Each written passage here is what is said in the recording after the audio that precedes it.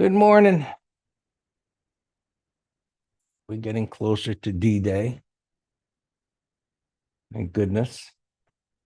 These go nowhere days they're annoying. Okay.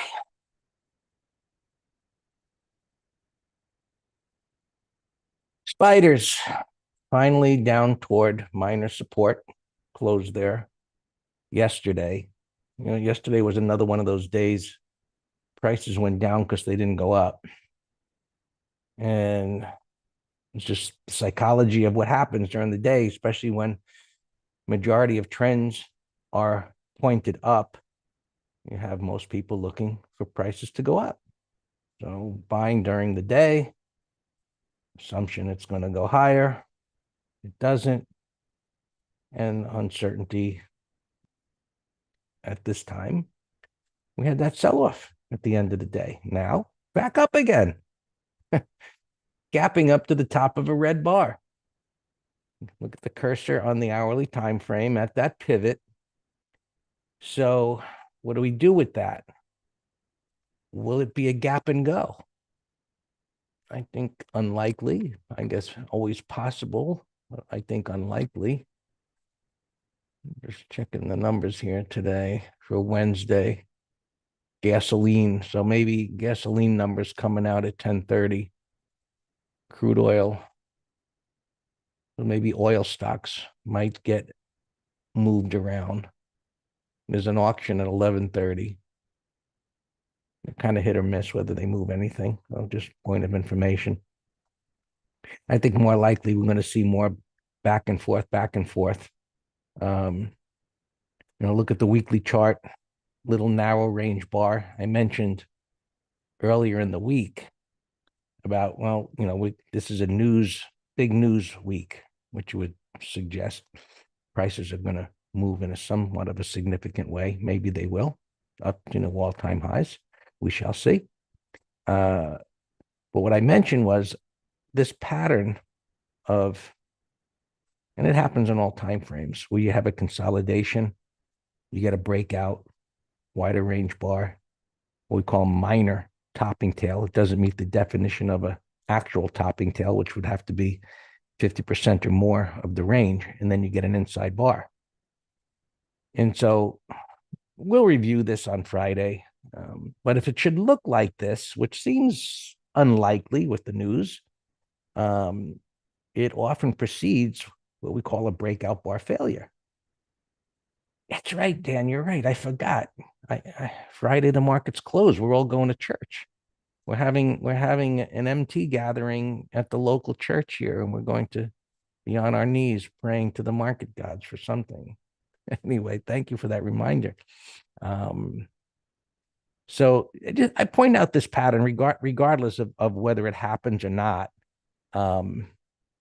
to recognize it. It's an early heads up when prices are extended like this, and you get a breakout bar with a little tail on the top and then an inside bar. When it breaks the low, it tends to create a move down below a support point.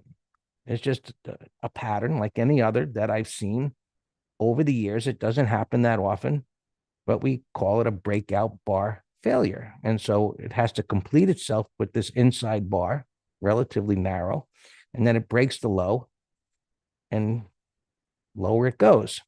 And we'll keep that in mind. We'll revisit that next week and see if it plays out that way or not. So as you can see where prices are here pre-market, the cursor on the top of the daily chart, gapping to the top of a red bar. I wouldn't really call that a wide range bar, but it's obviously wider than what the prior 3 days were. So at least we got that gap filled. So still in a trading range, no great opportunities here. Other stocks have certainly been moving, whether it's, the Reddit or the GDT or other stocks. There are stocks moving, so it's not like we have nothing to do. We'll find things that are moving. So we go. SPX, same number to the top side today. Interesting that this didn't change. typically with a gap up like this, I'm just rechecking the numbers, typically with a gap up like that, and if it does move up in the first 20 minutes or so, I would look to 52.60. There should be enough premium there. This is kind of odd sometimes when it happens this way. I don't know the explanation, but there's a relatively big difference between those prices, the bid and ask prices from one strike to the next. So 52.55 is $1.10 by $1.15. And 60 is 55 by 60. Now, usually you'd have something that would be in between that. So there's in my opinion, some kind of, I don't know, Greeks option kind of guru stuff that suggests that, well, I can see the resistance there just like you can. So many times when these options gurus come out with, their big brain numbers based on Dana and, Thea, Vega, and so on and so forth. They go to the moon and back and it brings them back to an area of support or resistance. But anyway, just an observation, so that you see the 60 is the top of that bar there. So will it get there today? Every day has been this way, pretty much, where the open is and the distance to the call strike or the put strike are about equal in distance, not that far away, but it never gets to either one. So, it is what it is for now. Things will change, as they always do. All right. Transports, moving down, top of the range, been in a trading range. Last week we talked about the inside range within the outside range, and it went down here. Now it's up there and back to the middle of the range, pretty much running in place at full speed. Like, down here, hurry up, back up, let's go back down. We'll see if it holds the middle or not. Qs, hanging up there. When are they gapping up here? Gapping to the top of the red bar. Plenty of overhead resistance, mess over there. So no advantage one way or the other for now until it jiggles around a bit. We'll see what it does. Diamonds won't trade as much, but that was a nice momentum move out of that consolidation. Now it's pulling back on top of this minor support and gapping up there. So again, we'll see this type of a pattern. We talk about this a lot in MT Live about these kind of patterns that this kind of a pattern is much better. And this is not the best drawing tool for this, but something like that, a little bottoming tail bar that takes the low. When you have a really shallow retracement like that, you want one of these correction bars. They make these shallow pullbacks and these moves such higher probability trade, or it gaps down and it closes strong. Same idea. IWM, top of the little range, pulling back, gapping up into the red bar, running in place. I'm not the best drawing with these things. We need a better, paint kit for this drawing thing, because it makes me look a little retarded from the drawings anyway. But it is what it is. That's what we got to work with here. Anyway, so nothing of significance going on there. Interest rates, we talked about this big move up. Markets held on, ignored it. All this talk about, the Fed, we all heard last week, they're on board. 3 interest rate cuts this year. Flies in the face of commodities going up, ags going up. But hey, they're the ones at the controls. We'll see if they're correct or not over time. But so far, they're waiting for the data, because there's nothing much going on here. But strong move up, middle of the range, kind of like the transports, a little bit like the Russell. And We'll see which way it goes. I see the 13-week is up here a little bit. We got to look at the line chart. Let's get my drawing mess off of here. And we talked about this head and shoulders and whether it would flip to the downside. You can see the whatever there, kind of flipping up a little bit. Just no clues here as to guide us as to the markets. We just have to wait for the news to come out. And still looks good. Yesterday I talked about slowing momentum, the difference between the highs. You don't need any indicators to see what would be coined as a bearish divergence, where you see your indicator making a lower high while the stock makes a higher high. And then if you're an indicator person, when you see the trend continue, right, it isn't an uptrend. When the trend continues, if you're a novice and looking at indicators, you're wondering what happened to the so-called bearish divergence. How did the indicator move up again? It's like the tail doesn't wag the dog. You don't need the indicators. All right, mid caps, slowing momentum, still in an uptrend. Everything is pretty much still in an uptrend. SMH, a little bit of a disappointment yesterday. It didn't really clear those highs there, but like everything else in the afternoon, like the train, you can do it, however it goes, like it's going to work. And then at the end of the day, kaboom, sellers just threw in the towel and down it went. Didn't really damage the daily chart. Now it's gapping up. So we'll see if this can recover. If it does, I think these semiconductors should make a really nice move. Marvell is up this morning. Last I looked, it was still up. AMD, which was trying, it's got a nice bottoming pattern here. That gave it up also in the latter part of the day. Now it's gapping up. So we'll see if it can still continue to develop. KRE, right? Financials, nothingness, up, down. So look, it's frustrating, but this is what we deal with from time to time. And then, things get back into gear again. We'll see one way or another. So for right now, we just have to deal with this indecision, which is what it is. It's indecision. XLF, nice uptrend. So far holding. That's still underpinnings are still good. USO. Everything's just waiting. What can I say? You can't make it more exciting than this boring scenario that it is right now. But hey, there are things moving. Even the dog's bored. Got to bark at nothing. Oh, okay. So this is down a little bit, pulling back. These ags, little climactic kind of scenario there. So that could be a good thing. Anyway, it just seems like, maybe walking the markets down a bit. This really didn't get to this minor support, so, when the news comes out, maybe they will push higher. Bitcoin, more of a kind of trading range, deep retracement. So you see the retracement pivot low, new pivot high. This becomes major support.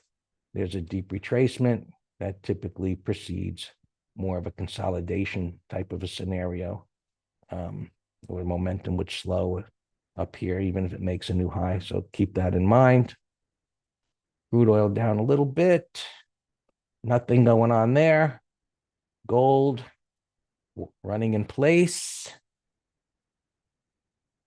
Copper pullback. Hey, I mentioned this yesterday on minor support.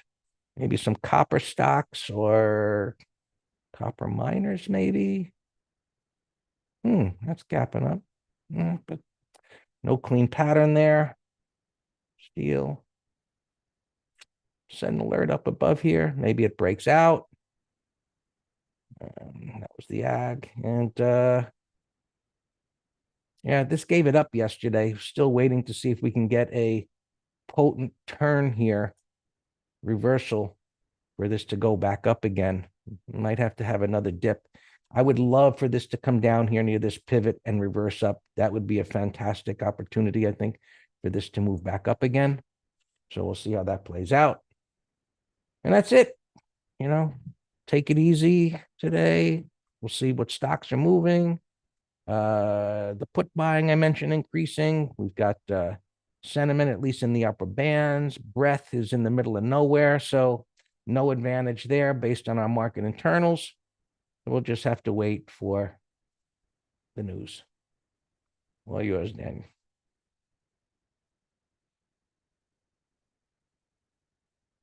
Good morning.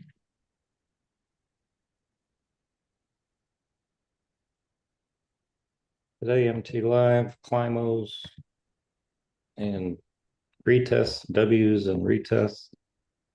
So that DBA that you just showed is a Climo. Let's see, HG cream. Trading range, I don't know, at resistance. I think I have a few better. KKR, I don't see any gap, but it's bullish inside consolidation. I'll set an alarm at 101.75. And we can talk about it then. Alarms. Greg sent out a video last night. We sold half of this. We're long stock, Merck, on this little 1, 2, 3 breakdown failure. And so we sold a third, a half at a $1.30 spot 60s, $1.31. Trading for any length of time. So $1 higher, and then move stop 30-minute low.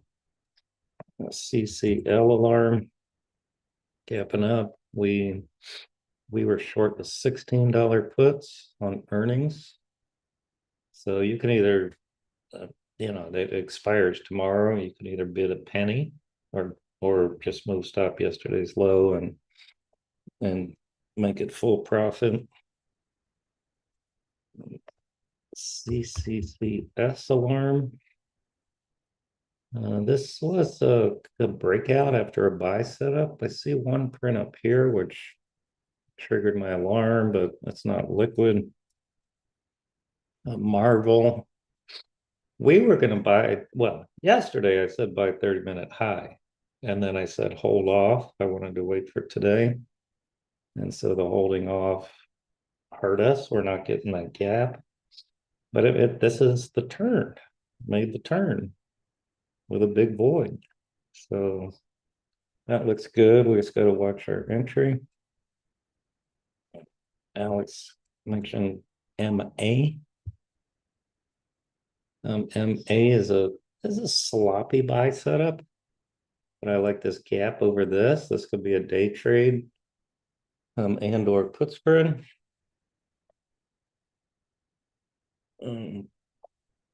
What else? BSX was on our watch. I was going to give this until the close yesterday, but for the market selling off. But it's fine now over the time. I said yesterday in last night's video and in the green room, based on this afternoon collapse, Greg calls it the factory work. I said, provided we don't retrace deep into this decline, I was fully bearish today. It was just a matter of what picture it would look like. But now that bearish bias based on this gap is out the window. And that's the beauty of what we do. Like poker player. What cards am I dealt today? And I'll tell you how I'm going to react to it. So what I would have done yesterday, if the market didn't close, I would have shorted a sell setup. Today, I'm looking to go long, 30-minute high. I'm not going to do anything at the open. See what it does. Couple earnings here. UNF. I show it gapping down $2, but I don't see any prints. If it is gapping down, that's a short idea. Cyrus gapping down 570 looks lower. That's a bear flag and a downtrend. ALT gapping down, but rallying. 30-minute low. This is a big bounce so far. Very big bounce from 650 to 820. It's huge. So there's our CCL we just talked about. CTOS 662, big bullish gap, all-time highs. Wow. Wow. Come back to it. Detail. Sloppy bottoming pattern. GME. We were watching this because of this 180 reversals. And down here, breakdown failure. I don't know what the news was here on Monday, but now it's earnings and it's gapping. That's ugly. Ugly, ugly, ugly, gapping under these two big green bars. If this, the gap's so big, I had no interest in shorting it. But if it chops around here for a few days and can't bounce, then it's a breakdown on the monthly. So that's ugly. Similar type of pattern, Starbucks here. Breakdown daily, weekly, monthly, but it's on support. So I'm watching this to chop around sideways. So I like that it's gapping up today. And now I'm going to set an alarm at 90 spot 40, and that's the I've already got one there. All right, so good. So that's on my short watch. And Neo, another Biden EV stock disaster. Look at that.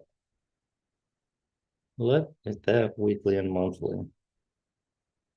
Looks like a core short death trend. What was it? Ribbon? Ribbon is on the Ribbon's on the chopping block. No, not Ribbon. Elsa, maybe. No. I was Scott. I don't care where they're from. That's my okay, so let me stand corrected. Another green energy disaster. How's that? I won't pick on Biden. Well, you know what I'm saying, Scott. I you know me. I hate government cramming down decisions and subsidies in our face. I am a free market individual. Let the market dictate if they want EV cars, and then supply and demand will take care of itself. That is what I was trying to get to. I pay X, nothing to do. Merck, we know about. This thing's in a nasty trend, gapping down, nothing to do. This thing, big old gap up, but gap's excessive. Else 532, sloppy, but could be the start of a bottoming pattern. That's, you got a ton of junk over here, so I don't have any interest, but bullish gap. Pergus gapping down a little bit. Now this was a potential turn on major support. So what I did, I set an alarm at 52.70. If it can get over yesterday's high, then this is a nice put spread idea under yesterday's low. All right, that's it with earnings. J&J is thinking about buying S-Wave, I think. Yeah, wow. Yeah, well, okay. All right, so this news obviously came out yesterday.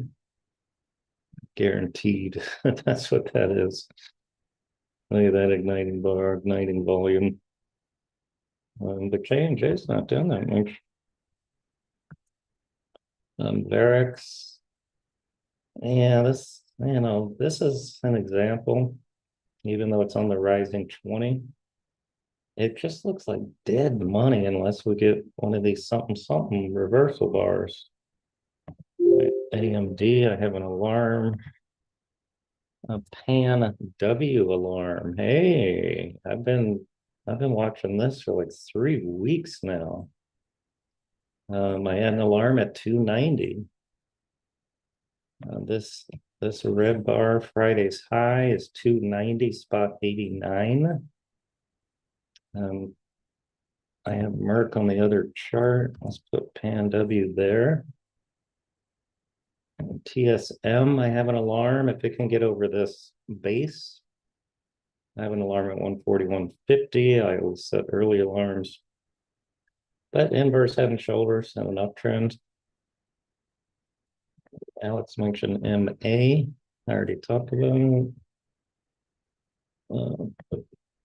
Mr. here is a very bullish 15-minute chart. But this is on my permanent list right now for call selling candidates just because they're so friggin' high. We can go like 500 points higher or maybe 800 and sell one DTE calls. Trump stock is also on my call spread list. We can sell the 85s for tomorrow.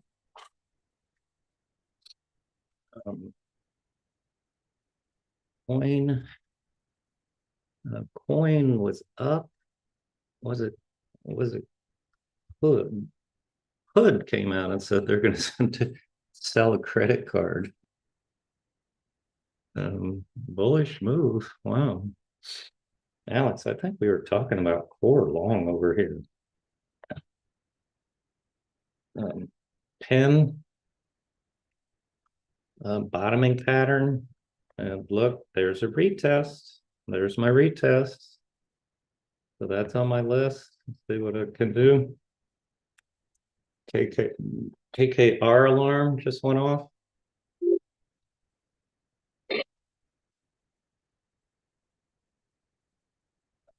Alarms going off here. Pergus alarm. This is the one I said has to get above yesterday's high. A wing up alarm. We are long stock. Tick almost 1200. AD line gapped up to yesterday's high at 1350. So this is a powerful opening. Dan, what changed from yesterday at the What? close? What changed from yesterday at the close? I have Like some great news at the, overnight? zero friggin' idea. No idea. It's schizoid stuff. Anyway.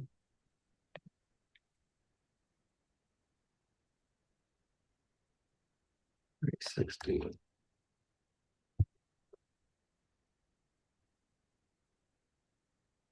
Yeah, man, I'm going through all alarms as I always do at the open. Berkshire alarm went off.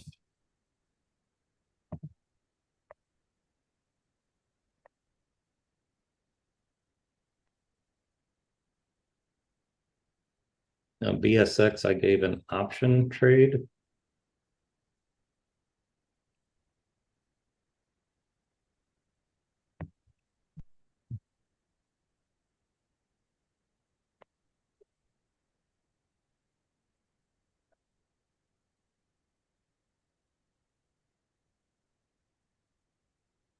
Canadians, RY, Royal Bank of Canada, pulled back to the 20, forming a reversal.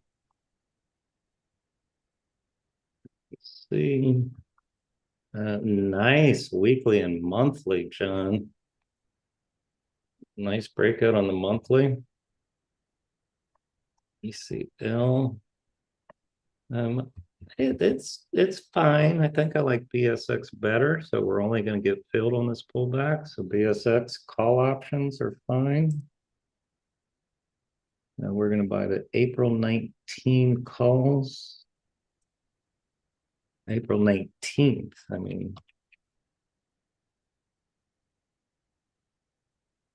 for $1.70. Okay, so that's filled BSX.